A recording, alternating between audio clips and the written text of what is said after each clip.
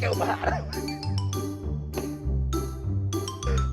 you is so ugly. Man, whatever. When you wake up like that. Play too much. You Nope. should have seen the look on your face, though. Whatever, man. How you get in here? Because you left the door open, man. Listen, you know where you stay. Somebody gonna creep up in here on you one day and you're gonna wish I was here to protect you. You better lock your door. Man, whatever, man. I'm tired, man. I've been trying to get everything right for this art gallery, I see. man. Uncle Bebe came through here last night with some girls he met at the club. They stayed about 5 o'clock, man. Shoot, I'm tired. Look, Uncle Bebe is a player. You hear me? Uncle Bebe told me he met this fine woman from the travel agency.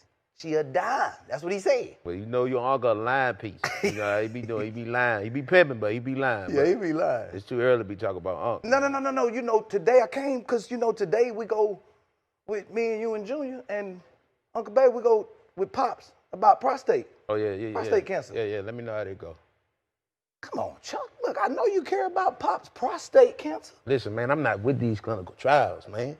I can't make myself get with it, yo. I mean, I don't trust it. I ain't rocking with it, yo. At all. But Chuck, we family. I mean, and if Pops is going through this, then we're all going through it. We're going to learn about it so we can do better. Well, I know a few things you need to learn about. Number one, Tuskegee. I don't trust the government, man. I'm not cool with my daddy being a guinea pig or a lab rat for nobody, yo. Chuck, this ain't 1932. This ain't 1971 either, Billy. But guess what? It's only been like 40 years, man. Junior almost 40. And it took him a year to stop the Tuskegee. And Chuck, it is way better now, though. And safer. And listen, the genetic differences between black men and white men, that's why they do these clinical trials. So we can learn better. Brother, come on, Chuck. You know. Hey. I swear, man, if I was to like close my eyes and just listen, I swear you was Dr.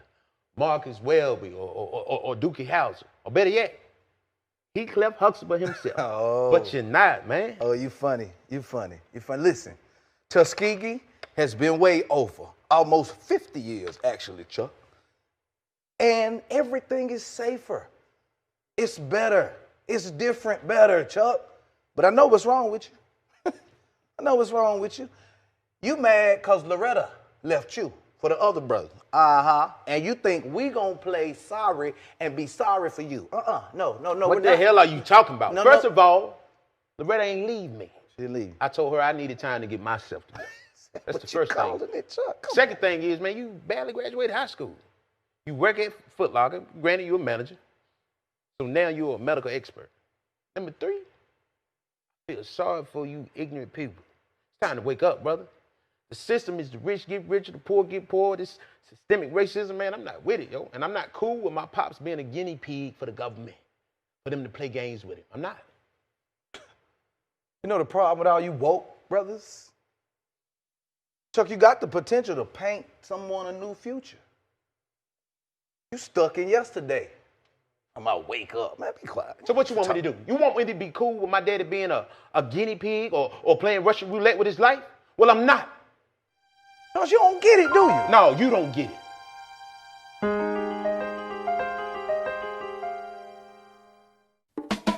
Hello, this is Pops. I have advanced prostate cancer and I am exploring clinical trial. However, I am also really concerned about my bones. With advanced prostate cancer, I am at a high risk of my bones becoming weak from the disease and from treatments, and this could lead to fractures. Fractures would really reduce my quality of life. The Prostate Health Education Network has information that helps me better understand my bone health and what I need to do to protect my bones.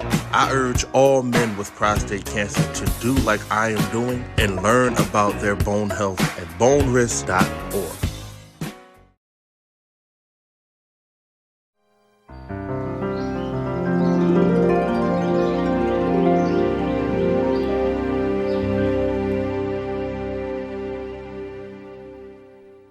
Good morning, my brother. Man, what time you limping here last night? Man, you got questions already?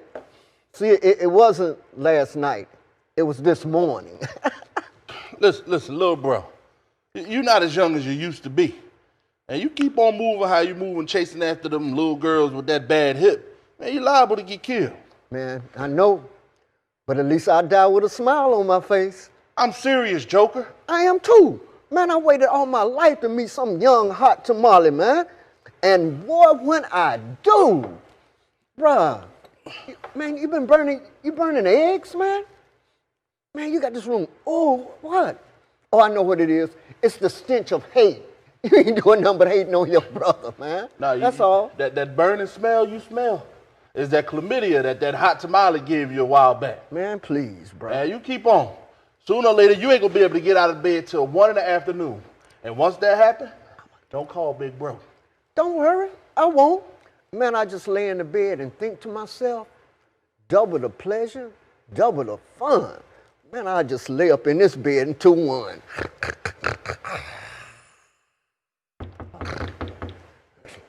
Get the door, Chris Brown. I know, I'm gonna get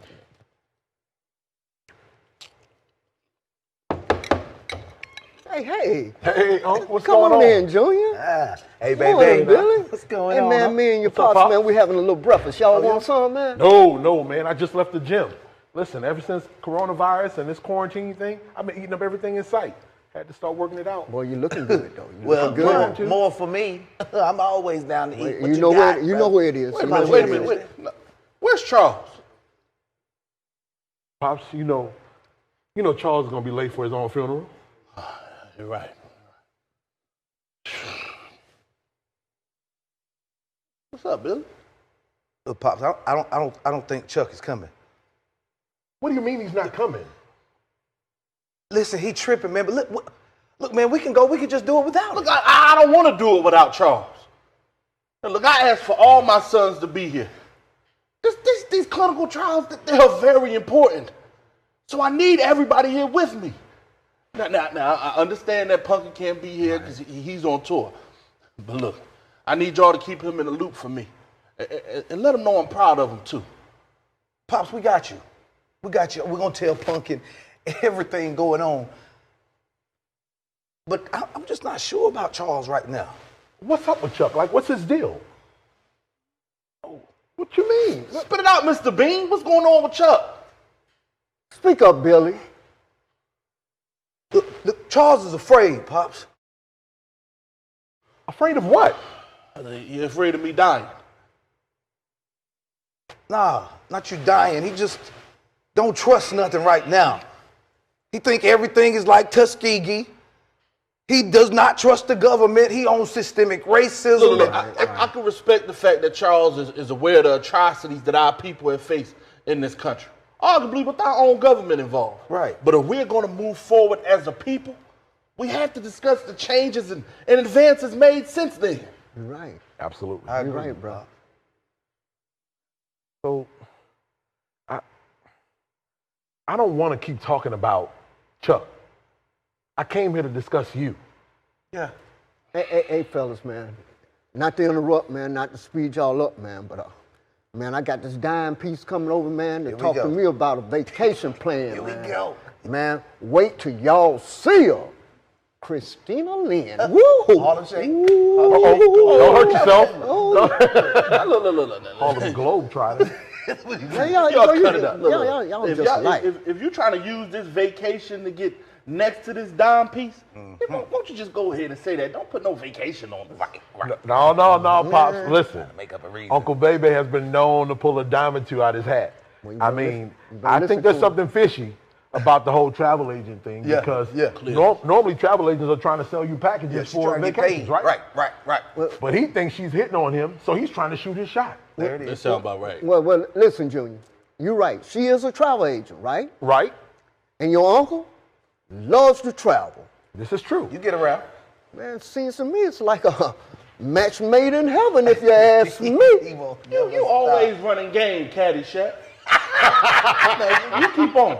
You going to write a check your butt can't cash. They do. Hold on, I get it. It's my Charles. That's the late, the late guy. Talking about something. Hi. Christina Lynn here with C. Lynn Travel Agency. Is Mr. Bay available? Did I tell you? Yes, Lord. Oh, hi. Christina, come on in. Hey. Welcome to my humble abode. This is nice. Yes. Come on in. Let me introduce you to my brother. This is Attorney James Johnson, Esquire. That young man right there, that's his namesake. We call him Junior.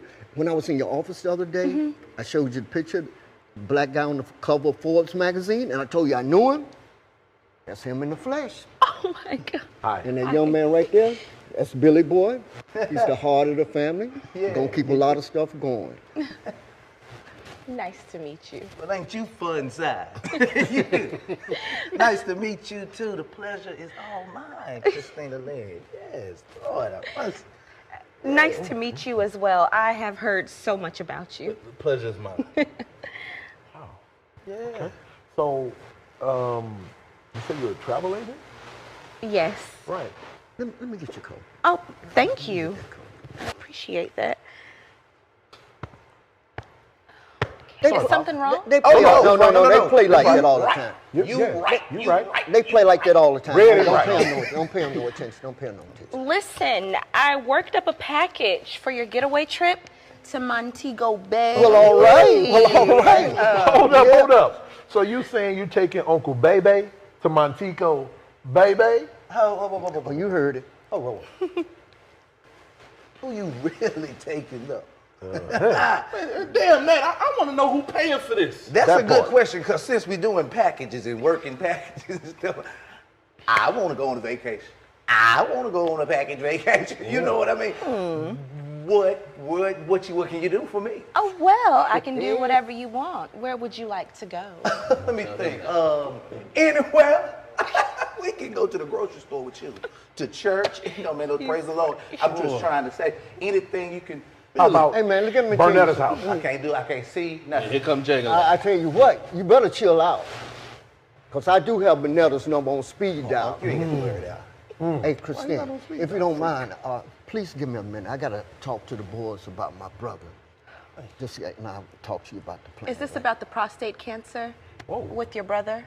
Wait a minute. Huh? So you've been talking to a travel agent about my prostate? What? Oh. What in the world? And it ain't like that, bruh. What do you? He can't hold water. I told you he can't. Telegram, telephone, tell Uncle Bebe, and he'll tell everybody. Yeah, you better know it. I think it's a great idea. See what I'm saying, man? See, it's not what y'all thinking, man. When I was at her office, man, I was just talking about you guys. And I was telling her about my brother. That's it. That's all. Well, I didn't know I needed a second opinion. I didn't mean to intrude. It's just that, well, my uncle, he participated in a clinical trial study, and the research, it was eye-opening for his diagnosis of prostate cancer. In what way? Do tell. Well, researchers are working extremely hard to pinpoint the exact genetic reason that African American men are diagnosed at a 60% higher rate and die at a 130% higher rate than white men from the disease. Now, I must say, I am impressed with your knowledge on prostate cancer research and clinical trials. Please forgive me if I came off a little harsh. It's okay. I completely understand. Man, I just accept my apology over some Bombay. Right. We know that. You're going to always get some butter. About time you got here. Late bird. Yeah, I'm here. So what? I mean, what y'all gonna do? What we gonna do? Man, why you come in with an attitude? Man, I'm not talking to you. But I'm talking to you. Hey, relax. Look, you ain't been here 3 minutes. You done already changed the mood. Hey, Charles, man, let me introduce you to someone. Yeah. Get you. Oh. That's the baby boy. It's Charles. He's the artist of the family. How you doing? This is Miss Christina Lynn. It's Christina Lynn. Well, I would like for you to meet Chuck Johnson. And who are you with? A Lynn travel agency. Oh, so we're going on a vacation. Cancun, Paris, tell me. You can say that. No. Uncle Bebe planning a vacation. Uncle Baby ain't got no money. He can't pay for no vacation. That's right. You're right. Listen, anyway, I ain't come over here for that. Pops, listen, I look at trials are important to you, and it's important to me. So I came over here to tell you how I feel. And I don't think you need to do these clinical trials. I know. No, Pops, you don't know. It's not safe. I mean, haven't you heard of Tuskegee? I mean, lab rats and they doing stuff to us. I don't trust this government. I ain't no lab rat. Chuck, This ain't 1932, brother, and this is not Tuskegee. Man, I'm not talking to you. Pops, I don't think that you should do these clinical trials. I just don't think. Listen, Charles, no offense, but I really think this could be a good idea for your father. I mean, researchers, they are coming up with so much research, and cancer victims are living so much longer lives, and it's due to the research that's being found through these clinical trials. Thank you. Just think about it. Oh, so you're a nurse too? No. Oh. I'm not a nurse. I'm a travel agent. But I was telling them that my uncle participated in a clinical trial. Thank you. Right. Listen, all I'm saying is this could be really beneficial for your father. Right, Chuck. Listen to clinical trials. They Listen. No. Listen. No disrespect, Christina Lynn. But we're sitting here listening to a travel agent about prostate cancer. Listen, I'm telling you, I don't think it's a good idea, Pops. And just because you got money, don't mean it's going to work. Oh, my God. Why are you acting like this? What do you mean, why I'm acting like this? Y'all sitting here listening to a travel agent about prostate cancer. Somebody twisted here, and it ain't me. Oh, wait a minute. Where you going? Look, Pops, I came over here to tell you how I feel. And obviously, it don't matter. Come back this ignorant. Man, he's been storming out like that since he was 2. Yeah. I really didn't mean it like that. It's okay. Okay. He just has some maturing and growing up to do.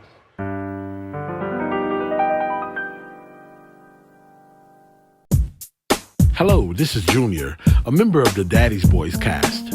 I'm learning a lot about prostate cancer, and I know just like Pops, men facing prostate cancer struggle with questions about what should they do. Well, the Prostate Health Education Network has developed finpath.com to answer your questions and help guide you. If you're newly diagnosed with prostate cancer, facing a reoccurrence, or metastatic disease, use your computer or mobile phone, go to finpath.com. You will get your answers and be able to talk to your doctor about treatment decisions.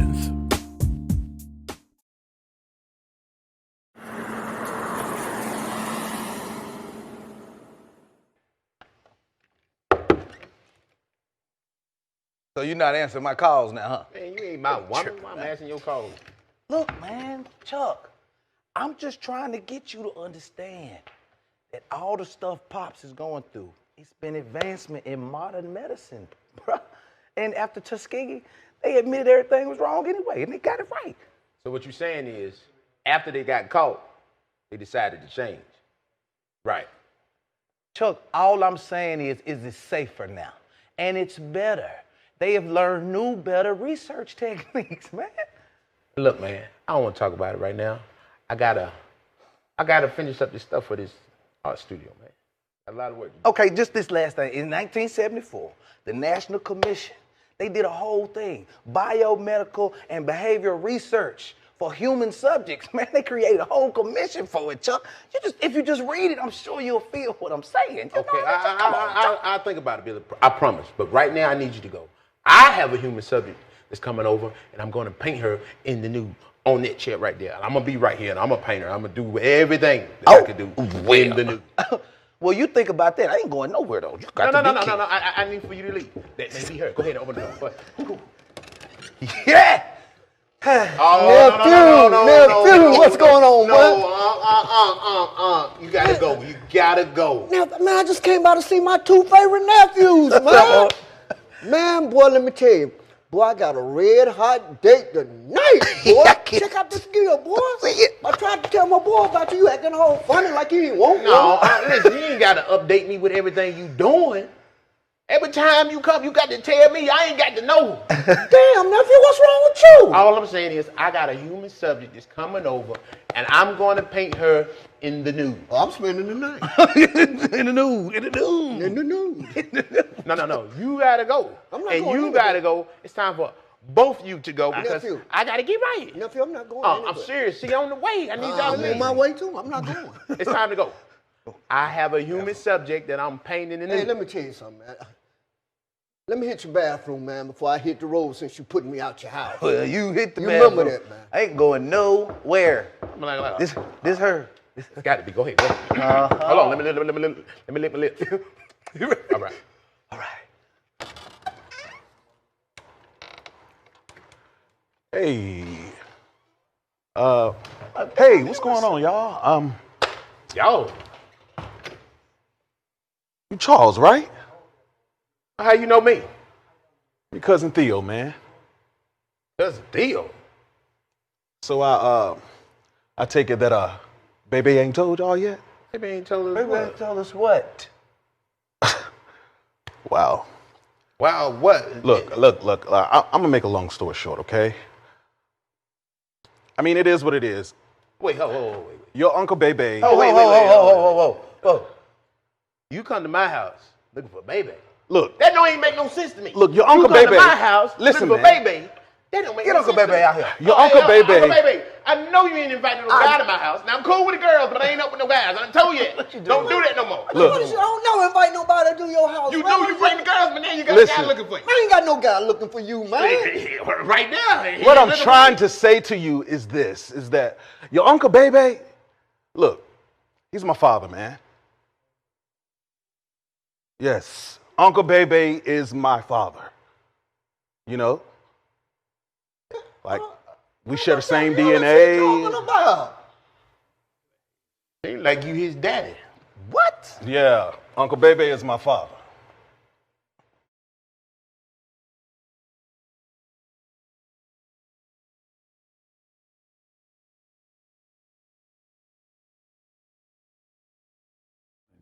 Did you enjoy that episode of Daddy's Boys? It was great, wasn't it? Hi, I'm Garrett Davis, CEO and founder of G. Davis Productions and Films and the creator of Daddy's Boys. We've got more episodes of Daddy's Boys coming up, but right now, I want you to join Thomas Farrington, the founder and CEO of the Prostate Health Education Network. He's got some special guests, and they're going to talk about this particular episode that you just finished watching. Stay tuned. For more information about Daddy's Boys, go to daddysboys.org. Thank you, Garrett. And I hope everyone enjoyed episode 5 of Daddy's Boys. There were a lot of messages in this episode, and we're going to discuss those messages now. I have with me Dr. Keith Crawford, our Director of Clinical Trials and Patient Education, and I'm pleased to welcome our guest, Dr. James Smith. And I would like to introduce Dr. Smith. Dr. Smith is the Medical Director Emeritus of Mind Path Care Centers, LLC. He is also the current president of the North Carolina Minority Prostate Cancer Awareness Action Team, an organization that Finn has worked with over the years. He completed his education at Howard University in Washington, D.C., where he obtained his BS and MD. He is board certified in psychiatry by the American Board of Psychiatry and Neurology. He most recently was honored by Governor Roy Cooper as he bestowed on Dr. Smith the Order of the Longleaf Pine Award. Dr. Smith, thank you for being with us. It is a pleasure to be here and an honor for sure. Now, as we reflect on this episode 5, one of the things that was very clear is that the family is having some difficulty addressing Pops entering into a clinical trial. There's some agreement and there's some dissension among the family. This reminds me of when I was diagnosed with prostate cancer back in 2000. And I had the same type of family dynamics as I was deciding upon the treatment, or I should say, as we were deciding upon the treatment that I should take. And, you know, that decision really is a family affair. And I think that was reflected in this episode. So I'm going to ask Dr. Smith, a noted psychiatrist, to comment on this family dynamic. Again, thank you all for allowing me to be part of this. One of the struggles we have for any serious diagnosis, and obviously cancer is seen by many the most serious diagnosis, is an emotional reaction. And we saw his son have this emotional reaction where he saw clinical trials as experimenting on his dad, turning his dad into some kind of guinea pig. But the other son clearly saw that this would allow dad top-notch medical care, that he might not be able to afford himself. And so we have to deal with those that lack of education that many family members will have, and deal with that gut reaction that we have to address their fears. And it takes time to address those fears, and we nudge people along. And hopefully through what you're doing with this program, that we can help him gain more knowledge and be less fearful, and accept the fact that clinical trials do wonders for all Black patients. Thank you, Dr. Smith. Now, I would assume that with your organization there in North Carolina, that you've seen this many times with some of the survivors and their families, and had to walk them through this whole process. That is so true. I can't tell you how often we have to do this, and helping individuals cross over to understand that clinical trials, for the most part, do not have African Americans in them. And these trials, we need to be part of these trials so that the clinical treatments can be tailored to us. We are genetically different, and there are cultural differences that need to be taken into consideration. And without us being involved in clinical trials, that specialization, our special needs are not recognized. So it's extremely important for all African Americans to be open to clinical trials in this day and age. Thank you. Dr. Crawford, Yes. One of the things that we certainly see here is the lack of trust in clinical trials. And Charles is, I'm sorry, but one of the sons is really focused on Tuskegee. And yes, that is Charles. Charles is focused on Tuskegee, but Billy Boy tries to explain how Tuskegee has changed the way clinical trials are conducted. Can you comment on the Tuskegee experiment and the trust in clinical trials? Okay. Thank you, Tom. Thank you for having me.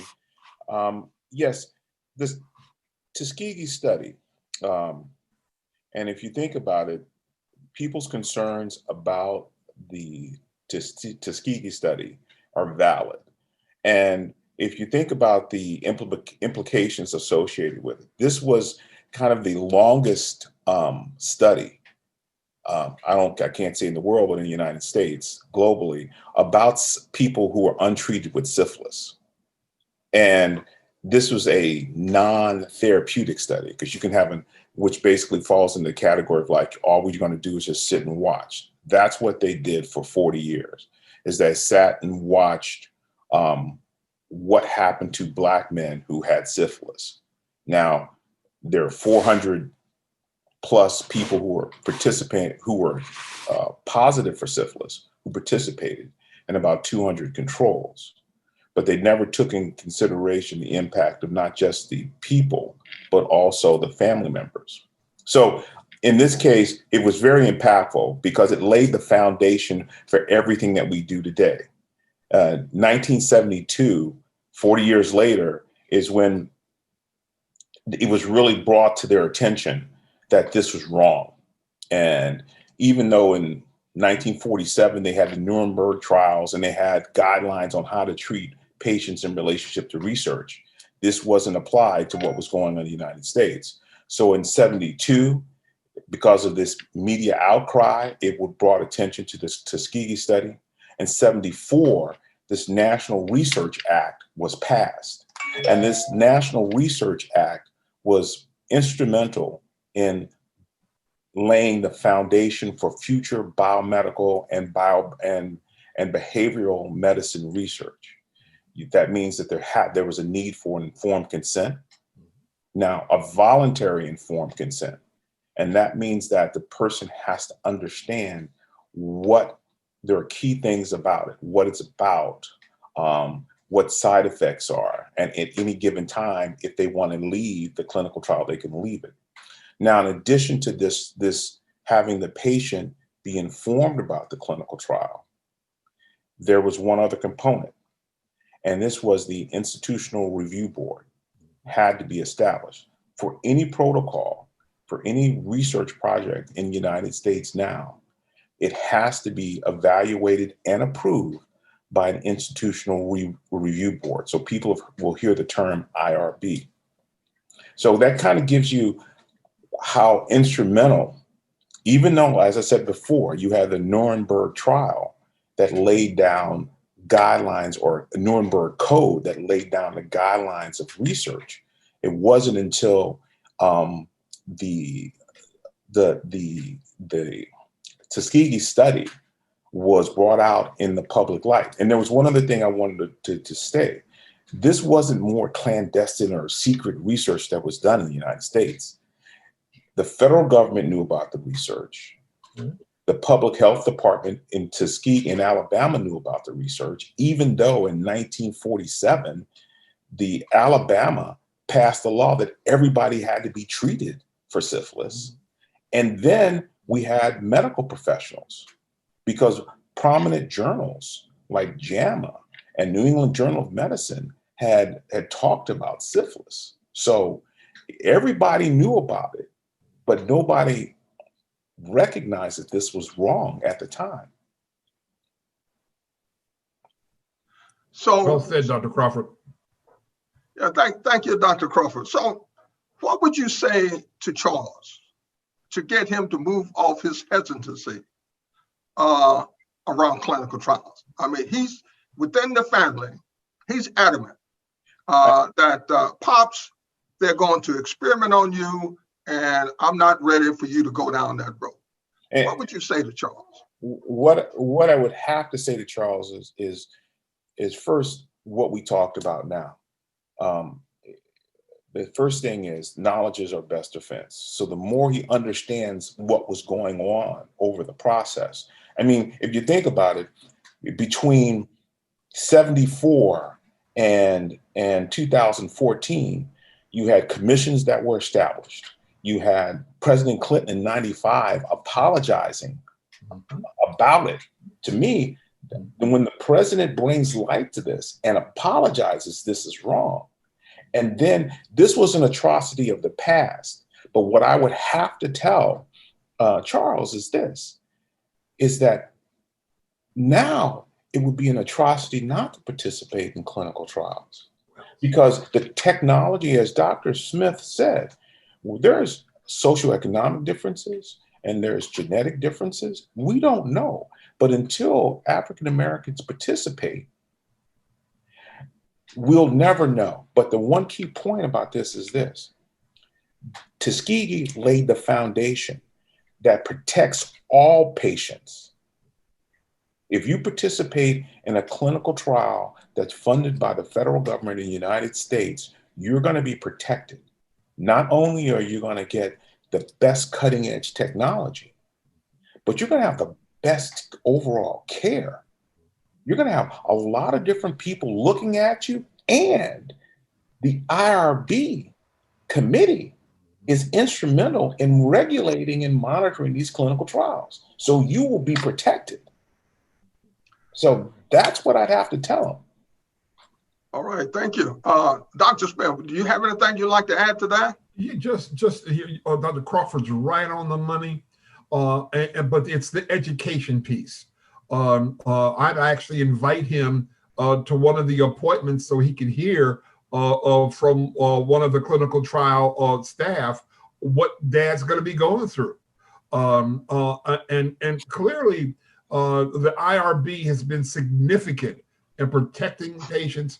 But Dr. Crawford's other point is we as African Americans deserve the very best care humanly possible. End of story. Thank you. Thank you. Now, one of the points that I know that Dr. Crawford pointed out is that knowledge is our best defense against prostate cancer.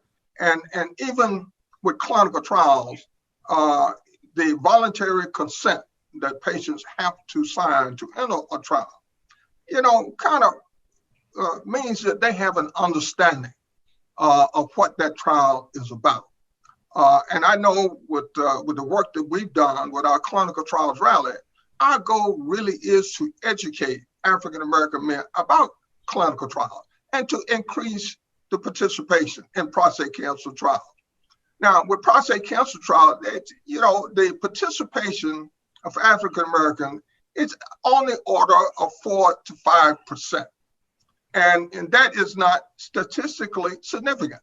So when you look at the results, you cannot point to the African American population within the trial and say, this is how this treatment, how they will respond to this treatment.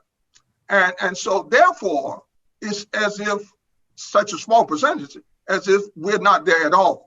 So what we're trying to do is to make sure that we increase the number of African American men in these trials so that we can get the data that is important for our audience, is that clinical trials are available at every stage along a patient's prostate cancer journey.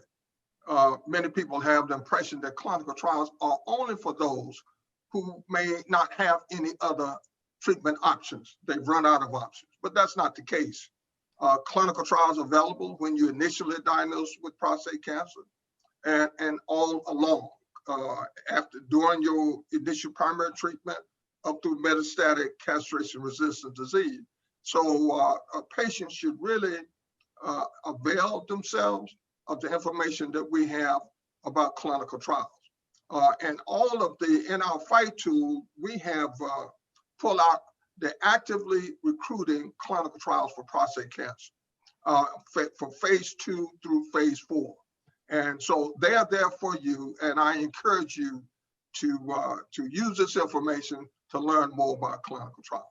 So I want to thank Dr. Smith. I want to thank Dr. Crawford for shedding a little bit more light on this Daddy's Boys episode.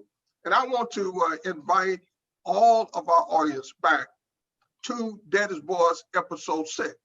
Let's find out what's happening with Uncle Baby as he realizes that he now has a son that with a mustache. So don't miss episode 6 of Daddy's Boys, and we look to see you then. Thank you very much.